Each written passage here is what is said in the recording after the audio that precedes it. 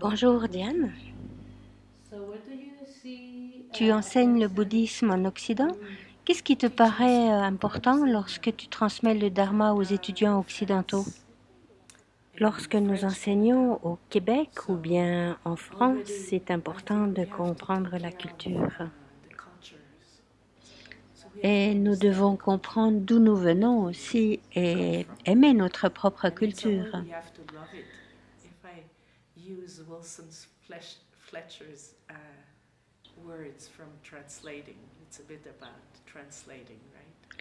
Transmettre, c'est aussi un peu à propos de traduire. Donc, si nous faisons cela avec un cœur authentique, nous avons besoin des deux, d'une profonde saveur de l'expérience du Dharma et aussi d'apprécier la culture dans laquelle nous sommes engagés. Donc, je pense qu'avoir un contact avec la culture, c'est vraiment très bien et important. Actuellement, je suis à une étape du nourrisson et je ne sais pas si je peux vraiment participer à une complète transmission du Dharma.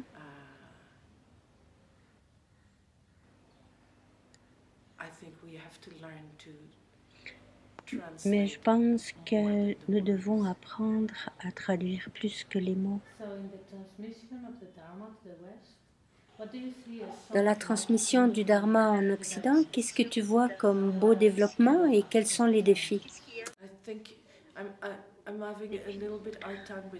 En fait, j'ai un peu de difficulté avec les idées d'Est et d'Ouest.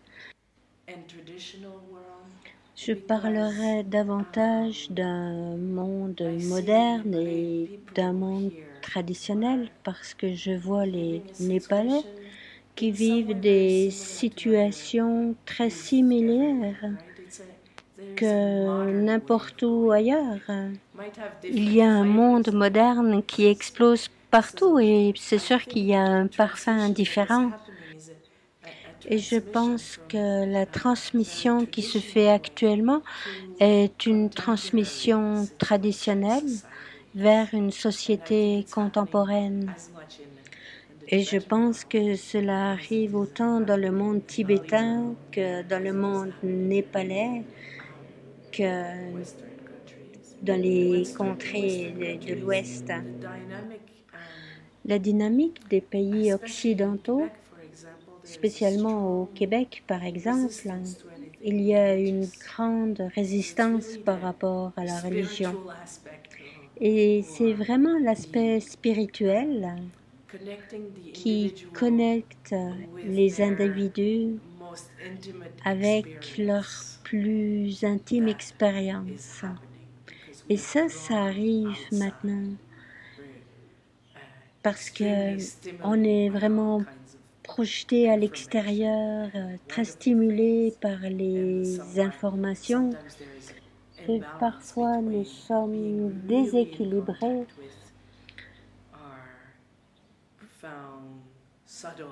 dans le contact avec notre profonde expérience subtile et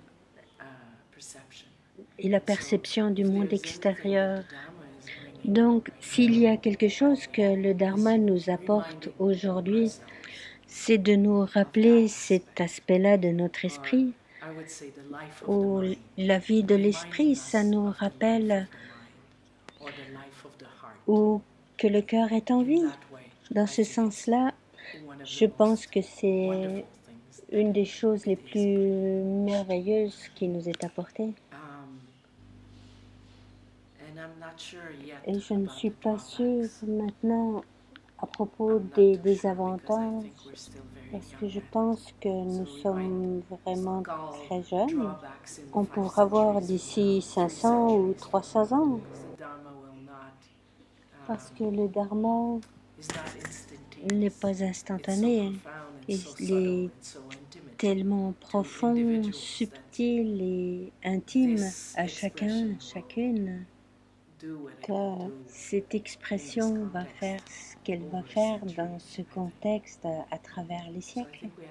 Donc je pense que nous devons avoir une vision à long terme plutôt qu'une courte vision, et nous ne devons pas intervenir trop vite et observer et nourrir ce qui doit être nourri et ne pas être trop dur sur ce qui ne va pas très bien, parce que ça va nous informer sur ce qui doit être nourri.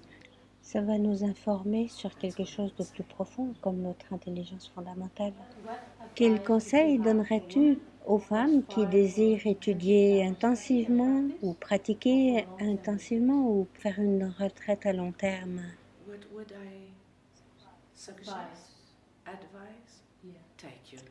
Prends ton temps, s'il te plaît, prends ton temps. Prends ton temps. Prends ton temps. Parce que parfois, on a une aspiration très forte, mais on n'a pas encore la force pour s'élever à la hauteur de cette aspiration. Donc, nous devons construire notre force et nos habiletés pour subir cette profonde transformation, cette transformation intérieure, et c'est vraiment un défi. Parce que toutes nos habitudes s'élèvent vigoureusement et il faut pouvoir travailler avec ça. Et nous ne savons même pas que nous avons ces tendances habituelles-là. Elles émergent, elles nous effraient alors qu'il n'y a même rien du tout. Prendre notre temps, c'est la meilleure façon de construire notre force et en même temps d'accomplir une profonde transformation, et ça va être bénéfique autant pour nous que pour les autres. Et je pense que particulièrement en ce moment, les femmes ont beaucoup à offrir dans le monde. Mais nous avons besoin de faire cela avec patience, avec une vigoureuse patience, mais une patience volontaire, sans pousser trop fort, juste assez. Utiliser cette force parce que on est vraiment forte, on peut pousser des montagnes. Et si on fait ça correctement, ce sera stable. Mais si on fait ça trop vite, ce ne sera pas stable. Et suivre les instructions de ceux qui sont venus précédemment, ça c'est vraiment important. Ce n'est peut-être pas les conseils exacts pour chacune, mais essaye d'écouter ce qui est utile dans ces conseils. C'est les deux. Écoute à l'intérieur et à l'extérieur et regarde ce qui marche harmonieusement. Je pense que c'est un grand espoir pour ce monde. Qu'est-ce que tu en penses? Ouais, c'est super. Je sais aussi que tu as fondé un projet avec des femmes, spécialement pour aider les femmes au Tibet et au Népal. Peux-tu parler un peu de ton expérience? Ce projet est la création d'une collaboration entre différents projets et il s'appelle le projet Saléo parce que Saléo était le nom de cette femme qui a vécu au XIIe siècle dans cette grotte, et à partir de là est sorti le projet Saléo qui voulait aider la nonnerie au Tibet à proximité de cette grotte. Et donc ça c'était le début du projet. Puis ça s'est développé pour donner de l'aide à des femmes népalaises parce que nous étions en contact avec ces jeunes femmes de la communauté himalayenne qui nous disaient « Donne-moi un crayon, donne-moi des roupies ». Et plutôt que de leur donner de l'argent, nous nous sommes servis du projet Saléo pour leur donner accès à l'éducation supérieure. Donc, une fois qu'elles ont atteint le 10e degré, on les aide pour continuer leurs études et avoir accès à l'université. Ainsi, nous aidons aussi des nonnes de culture himalayenne à avoir accès aussi au Shedra, à l'université monastique.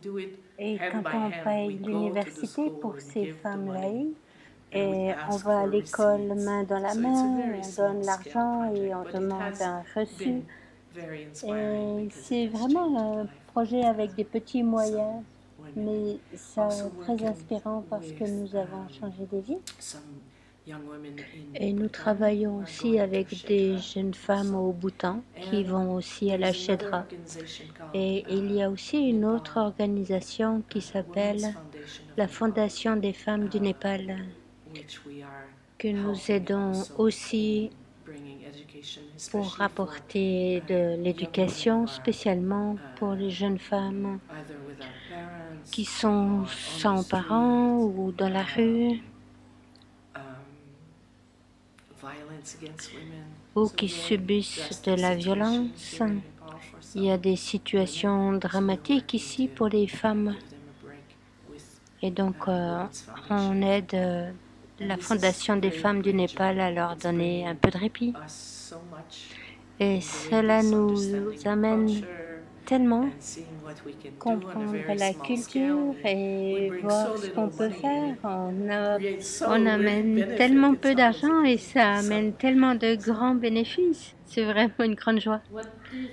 Qu'est-ce que tu penses de l'influence des femmes occidentales sur les femmes asiatiques, particulièrement de l'influence des femmes qui sont dans le Dharma?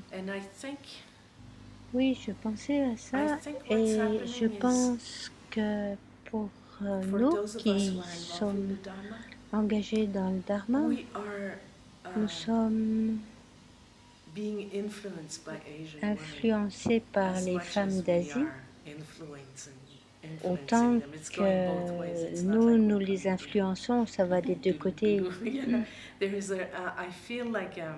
Je sens que les femmes d'Asie peut-être ont une patience que nous n'avons pas et c'est vraiment aidant pour nous et je crois qu'on doit vraiment apprécier cela. Et d'un autre côté, c'est la capacité d'organiser, de faire pour que les choses arrivent et ça peut les aider. Dans la nonnerie où je vis actuellement, on est en train de négocier avec ces deux cultures. Donc, dans quel sens notre sens d'organisation peut-il être aidant ou dérangeant? Ça demande beaucoup d'écoute.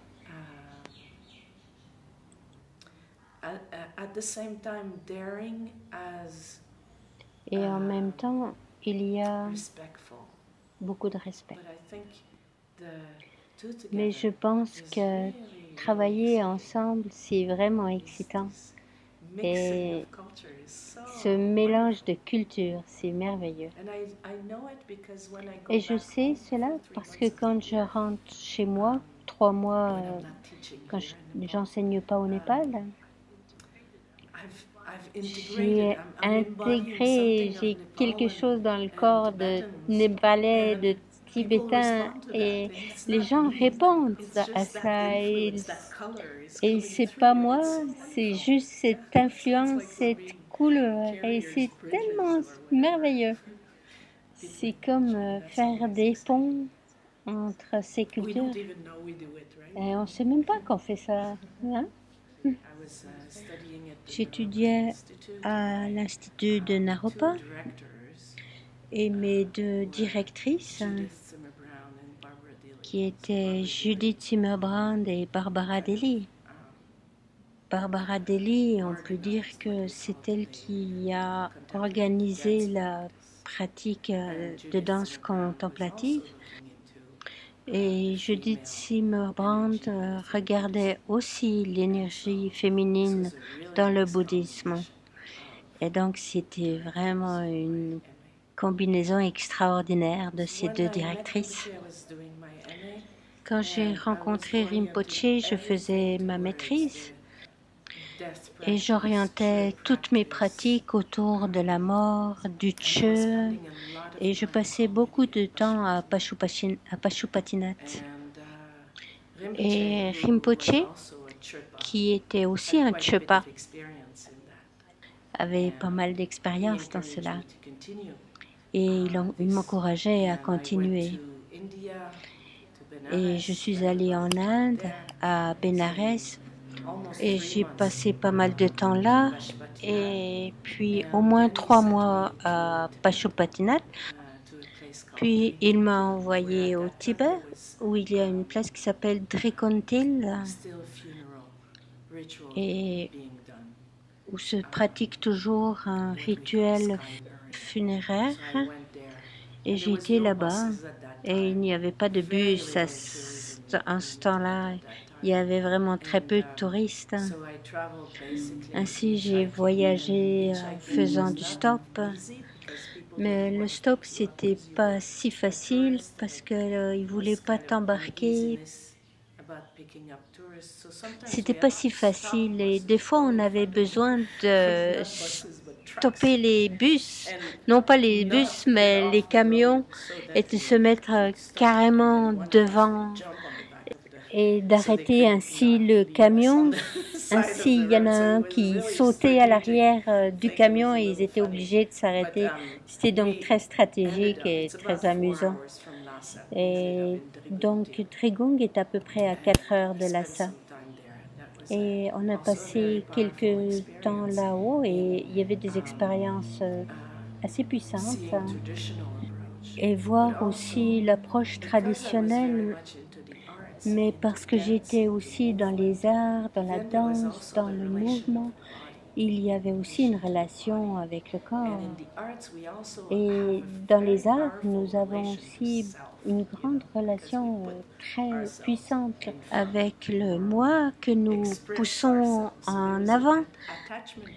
Il y a une expression, il y a un attachement à ce soi qui est vraiment très particulier. Donc, comment est-ce qu'on travaille avec l'enseignement du non-soi?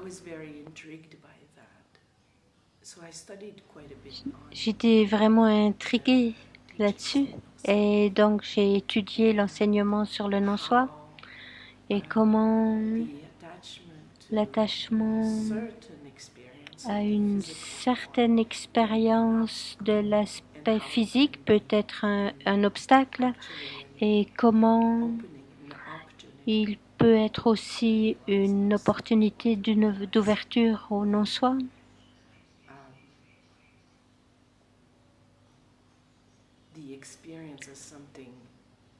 L'expérience de quelque chose de plus direct que l'idée que nous avons de nous-mêmes ou des autres. Est-ce que ça fait sens? Donc j'étais intriguée par ces questions et confrontée par le corps qui brûle ou par le corps qui est coupé comme ça se faisait dans la tradition. En fait, quand on regarde, c'est un corps humain, mais finalement, ça nous reflète notre propre attachement à notre corps. La mort fait ça. Donc finalement, c'est plus au sujet de la vie que de la mort. Dans ce sens-là, c'est devenu vraiment un passage très important de voyager. Même si c'était très très difficile de voyager à cause de l'altitude, de la nourriture, du froid, de toutes sortes de situations.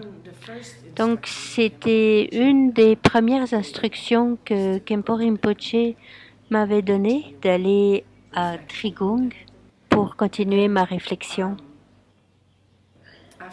Après un certain temps, il m'a donné une autre instruction de retourner au Tibet et de trouver la grotte d'une femme qui avait médité au XIIe siècle, qui s'appelle Saléo, une étudiante de Milarepa. Et donc, je suis retournée au Tibet encore une fois. J'ai essayé de faire du stop, il y avait des avalanches, on ne pouvait pas traverser.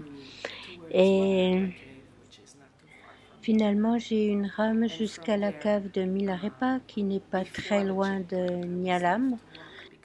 Et avant le point de contrôle, je suis descendue parce que c'était très dangereux en ce temps-là.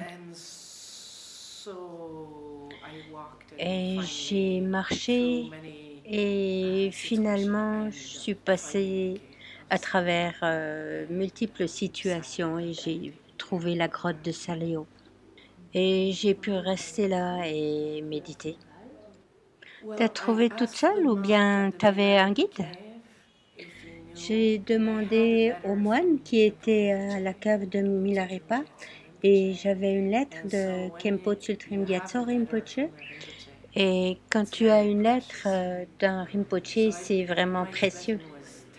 Mon tibétain était vraiment terrible, et il est toujours, mais en fait j'avais cette lettre et j'ai trouvé quelqu'un qui m'a branché avec une famille qui elle-même m'a propulsée dans une espèce de charrue à cheval parce qu'ils allaient aussi à cette place. Ils m'ont emmené avec eux. Et je suis arrivée là-bas, il y avait un grand festival. Tous les gens des villages autour de la Gompa étaient venus pour camper autour de la Gompa qui avait été construite à l'époque de Saléo au XIIe siècle. Et il y avait des nonnes là avec qui j'ai eu une grande connexion du cœur. Nous avons commencé à les aider pour reconstruire. Lentement, sans déstabiliser ce qui se passait à cette époque. Ainsi, lentement, nous avons aidé et nous sommes restés toujours en contact. Et maintenant, tout va très bien, ils n'ont pas nécessairement besoin de notre aide, ou seulement de temps en temps. Donc, combien de temps tu étais au Tibet, plus ou moins? Pas très longtemps, je pouvais seulement avoir un visa pour 1 mois à la fois. Donc, tout mon voyage était seulement d'1 mois à la fois. Des fois, je méditais, des fois, je voyageais, des fois, j'emmenais d'autres personnes à cet endroit. Et tu as fait aussi des retraites. Oui, c'est vrai. C'était mes instructions et souvent Rinpoche me donnait à lire la vie de Milarepa ou certains chants de Milarepa, spécialement des femmes disciples de Milarepa et spécialement pour moi, Saléo. Il m'a donné ce nom, donc j'ai une connexion du cœur. Donc c'était vraiment puissant pour moi de pouvoir m'asseoir dans cette grotte.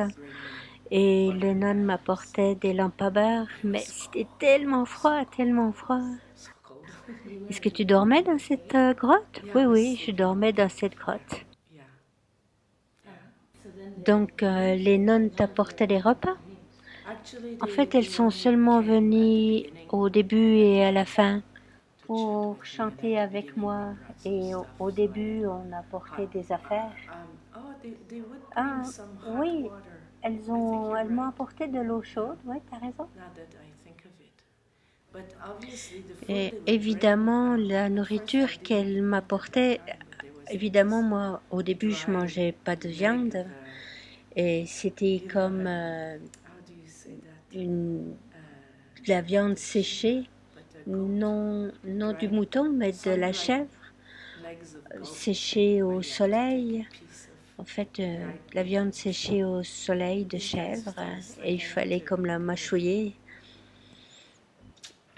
Et il fallait s'adapter. Mais j'avais avec moi, tu sais, ces espèces de soupes de nouilles séchées, nouilles chinoises. C'était... En fait, tu as besoin de beaucoup moins de nourriture que quand tu vas dans ta vie quotidienne. C'était vraiment transformateur pour moi, cette expérience. Ouais. Est-ce que tu pourrais dire que ces moments étaient vraiment intenses pour toi? En termes de dharma, c'était vraiment comme un crochet qui m'a agrippé dans ma réflexion sur la vie et la mort et sur ce qui est la perception. Parce que dans la grotte, il y a plein de choses qui arrivent. Tu vois toutes les projections qui arrivent parce que tu es tout seul. Si tu es effrayé par la noirceur ou quoi que ce soit, tu vois tes projections et toute la narration qui se construit et tu vois ça. Et tu continues à réagir à la peur, mais tu y crois plus vraiment. Mais tu vois le processus qui se déroule devant tes yeux. Et tu n'as rien à faire sinon que lire les chants de Milarepa encore et encore et encore. Et tu baignes complètement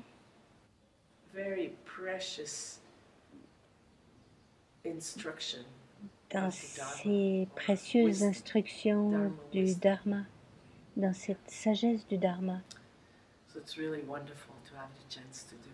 C'est vraiment merveilleux de pouvoir faire ça. C'est comme toucher quelque chose d'essentiel et parfois tu dois couper les extrêmes pour pouvoir atteindre le cœur. C'est un peu une métaphore de la grotte. Et quand tu expériences cela, c'est pas vraiment la grotte, mais c'est le chemin qui permet une prise sur toi-même. La grotte, ça permet au cœur de rester, de demeurer en lui-même. Ça, c'est la réelle retraite. C'est la pratique authentique. On peut dire ça comme ça? Qu'est-ce que tu en dis? Ça dit parfaitement ce que tu veux dire. Pourrais-tu expliquer un petit peu plus à propos de la relation entre l'art dharma et toi-même?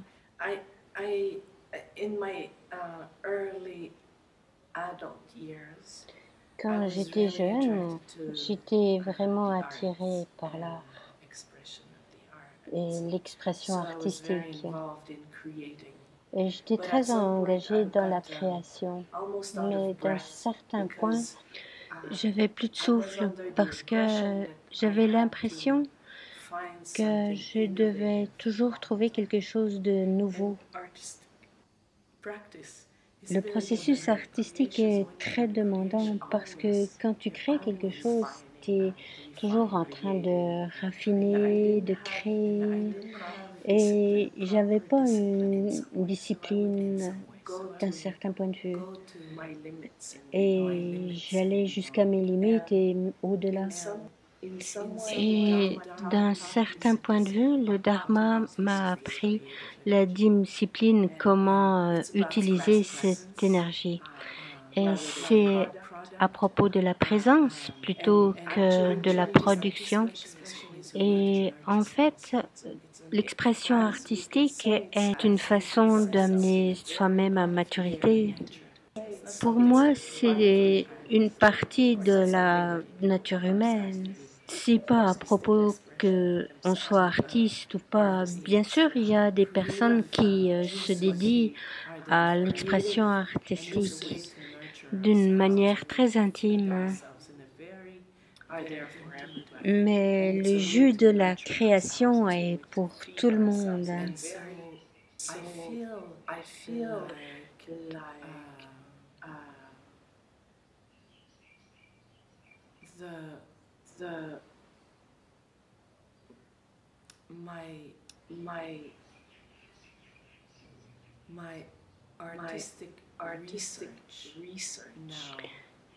Et je sens que ma recherche artistique maintenant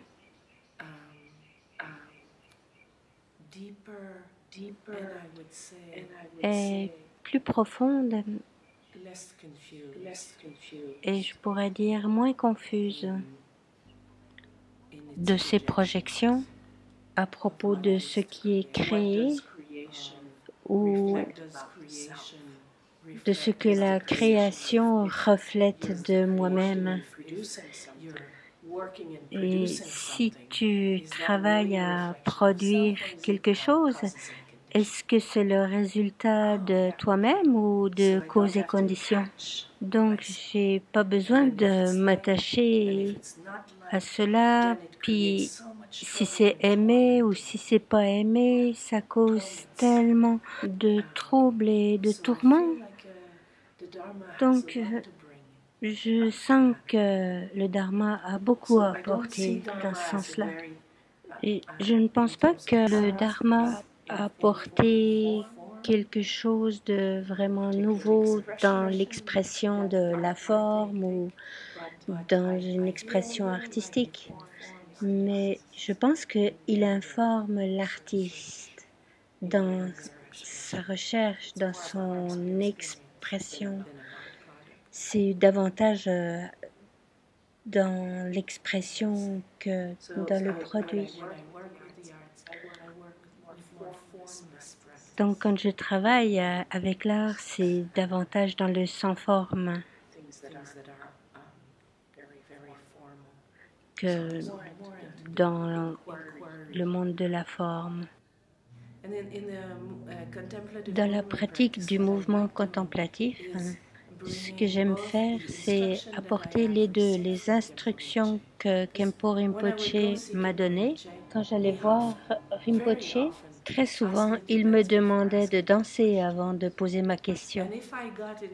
Et si je pensais, oh, ce mouvement, il va vraiment aimer, alors il me stoppait directement, même avant que je puisse exprimer ça. C'était vraiment puissant. Et tu dansais en face de Rinpoche, dans la chambre là où il se trouvait. Il disait,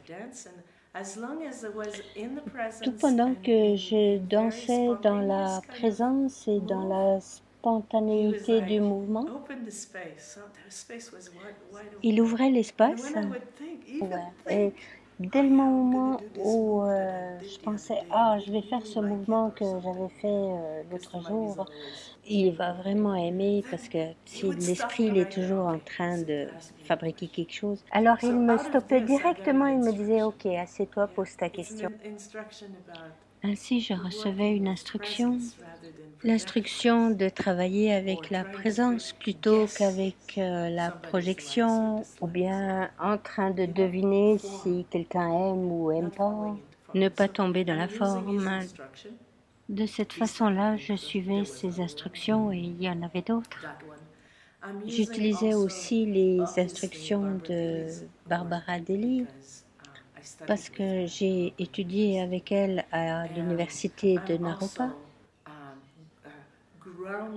et je suis aussi ancrée dans ces références philosophiques bouddhistes et aussi j'ai étudié pendant 10 ans et littéralement pendant 10 ans le Dharma Dharmata Vibhaga qui n'est pas un long texte, la distinction entre les phénomènes et leur nature, le Chöni Namche en tibétain, un texte de Maitreya, et Rinpoche me posait des questions et maintenant je l'utilise, je le prends comme référence dans les cours que je donne. Je suis ancrée dans le Dharma Dharmata Vibhaga. Je pense que le processus artistique Lorsqu'il est informé par la philosophie, est nettement meilleur. Et je dis ici informé comme une référence à un espace ouvert plutôt que restrictif. Un espace ouvert, mais éduqué, conscient sur ce qu'on fait, pas seulement une innovation pour une innovation, mais avec un fil conducteur. Comment on incarne vraiment, on étudie ce texte, ce merveilleux texte, ce profond texte, mais comment on l'incarne dans les 3 dimensions, comment on l'expérimente dans le mouvement, dans la parole, dans la peinture, quand on marche, quand on parle, quand on est en relation avec le monde. Et c'est un peu comme ça que je regarde les choses, mais je ne dis pas que j'ai une réponse. Juste poser la question, c'est bien. Very interesting. So